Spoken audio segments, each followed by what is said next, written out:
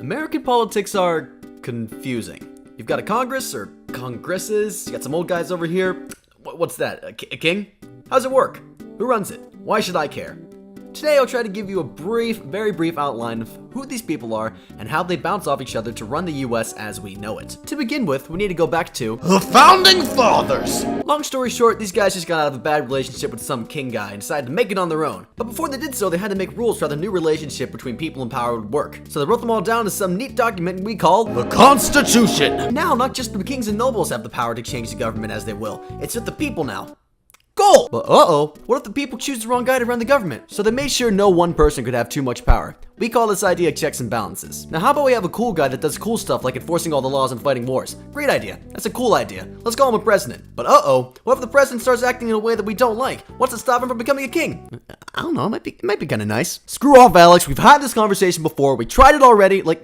Just go to your room. No, I don't care where you go. Just get out of here. What if we make a separate part of the government that makes all the laws? And what if we set it up in two parts so that one, the House, that represents the population of states accordingly, and the Senate, that provides equal representation for each state regardless of population. Oh, and we'll elect the people that serve in the House and Congress ourselves, said the people. Sure, said the House. No, said the Senate, and they kept saying though for 137 years. But what if the Congress makes laws that the president doesn't want to enforce? Here's an idea. How about we let the president veto laws that he doesn't like from becoming laws? But what if the president is stupid, looking at you, Andrew Johnson, and everyone else wants to pass the laws? How's about we let Congress make their own laws without the president's help if they can manage to get 2/3 of the people of Congress to agree on it? Great idea. Awesome idea.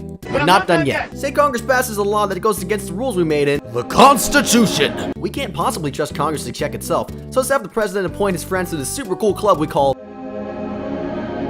These are the guys that take on the highest priority legal cases in the country. Forever. Honest, they never need re-election or anything. That way they can serve as silent observers of what's going on in politics and not actively being involved in the process, simply staying there to defend the Constitution. One downside though, that kind of sounds like a group of kings.